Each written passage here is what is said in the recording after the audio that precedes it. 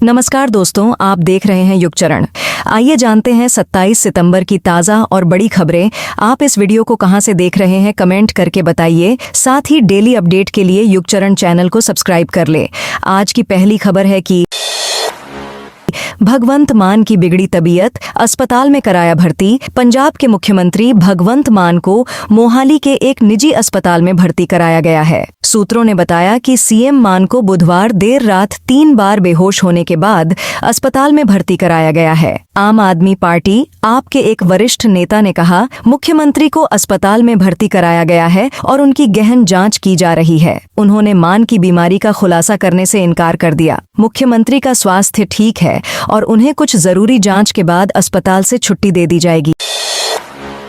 हरियाणा चुनाव में कांग्रेस नेता को झटका। हरियाणा विधानसभा चुनाव के बीच कांग्रेस के एक बड़े नेता के खिलाफ ईडी ने बड़ी कार्रवाई की है। ईडी ने महेंद्रगढ़ इलाके से विधायक रावदान सिंह के खिलाफ कार्रवाई करते हुए उनकी करीब 44 करोड़ की प्रॉपर्टी को अचैट कर दिया है। यह कार्रवाई मेसर्स सन सिटी प्रोजेक्ट प्राइवेट लिमिटेड और आईएलडी ग्रुप के खिलाफ की गई है, जो रावदान सिंह से जुड़ी हुई कंपनी बताई जा रही है। ईडी के मुताबिक कुर्क की गई प्रॉपर्टी राजस्थान के जयपुर, रेवाड़ी और दिल्ली में है। इनमें कई फ्लैट और जमीन शामिल हैं। इससे पहले जुलाई में भी ईडी ने कार्रवाई की थी। रावदान सिंह, उनके बेटे अक्षत राव और सहयोगी कंपनियों के दिल्ली, गुरुग्राम, महेंद्रगढ़ और जमशेदपुर में 16 जगहों पर छापे मारे थे।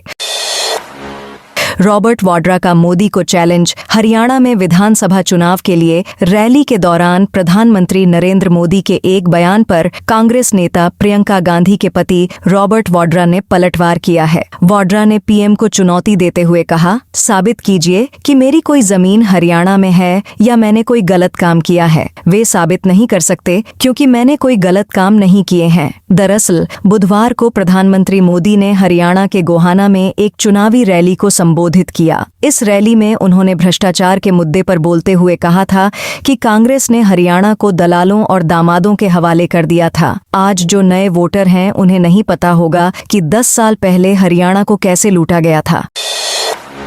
राहुल गांधी बोले, अग्निवीर बना पेंशन शहीद का दर्जा छीना। हरियाणा की 90 विधानसभा सीटों पर चुनाव को लेकर राहुल गांधी ने गुरुवार को असंध और बरवाला में रैली की। असंध में राहुल गांधी ने कहा, भाजपा ने एथलीट्स खत्म कर दिए, महिला पहलवानों से सेक्सुअल हैरेसमेंट करने वालों को बचाया। बरवाला में कांग्रेस नेता ने कहा, अग्निवीर स्कीम लाकर जवानों से पेंशन और शहीद का दर्जा छीन लिया गया। राम मंदिर बनाया लेकिन आदिवासियों को नहीं घुसने देते।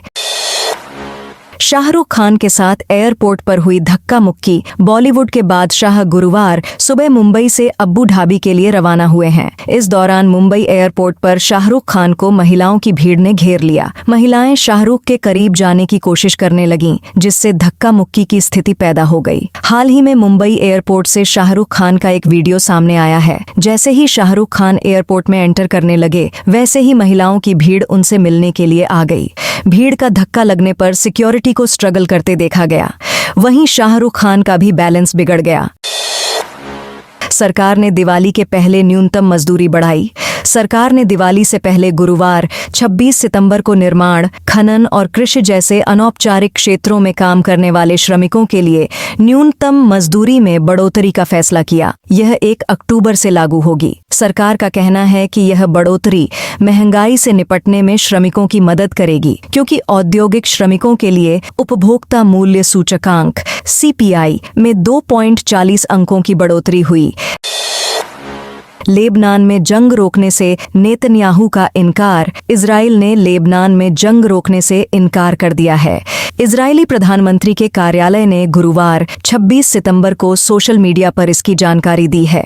इसमें कहा गया है कि सीज फायर की रिपोर्ट्स गलत हैं। बेंजामिन नेतन्याहू के ऑफिस ने बताया है कि अमेरिका फ्रांस की तरफ से जंग रोकने की मांग की थी। इसका नेतन्याहू ने जवाब नहीं दिया है। इजराइल के मुताबिक पीएम नेतन्याहू की सलाह पर सेना पूरी ताकत से लेबनान में लड़ाई जारी रखेगी।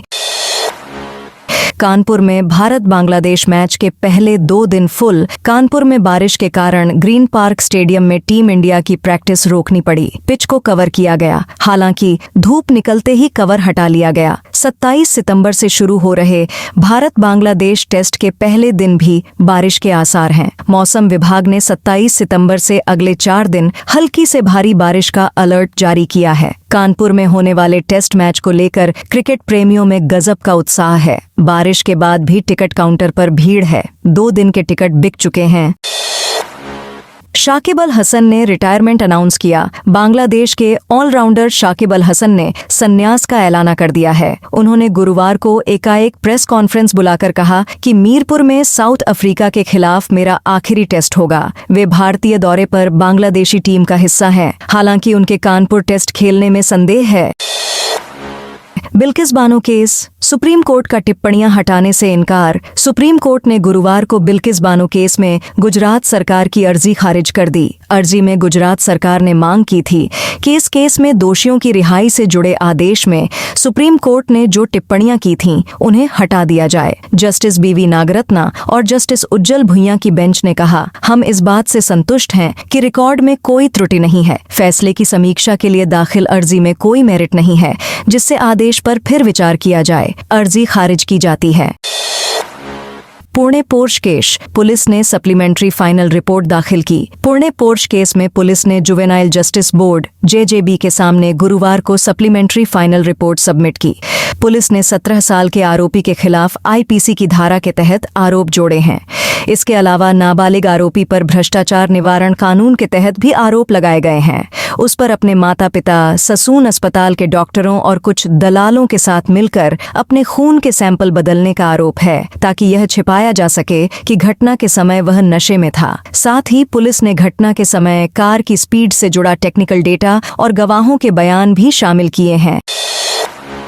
हुड्डा और सैलजा को एक साथ मंच पर लाए राहुल गांधी। हरियाणा विधानसभा चुनाव के लिए मतदान में अब कुछ ही दिन बचे हैं। विधानसभा चुनाव के मतदान की तारीख जैसे जैसे नजदीक आ रही है, पार्टियों ने चुनाव प्रचार भी तेज कर दिया है। कांग्रेस नेता राहुल गांधी ने गुरुवार को असंध में एक चुनावी रैली को संबोधित किया।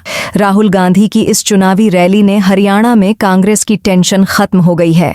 दरअसल इस दौरान भूपेंद्र सिंह हुड्डा और कुमारी सैलजा भी मौजूद थीं। नाराजगी के बाद कुमारी सैलजा और भूपेंद्र सिंह हुड्डा पहली बार एक साथ मंच पर नजर आए हैं। इसके साथ ही कुमारी सैलजा ने हरियाणा चुनाव में पहली बार रैली को भी संबोधित किया। तो दोस्तों, यह थी आज की बड़ी खबरें। आपने अभी तक युग चरण को सब्सक्राइब नहीं किया तो कर लें।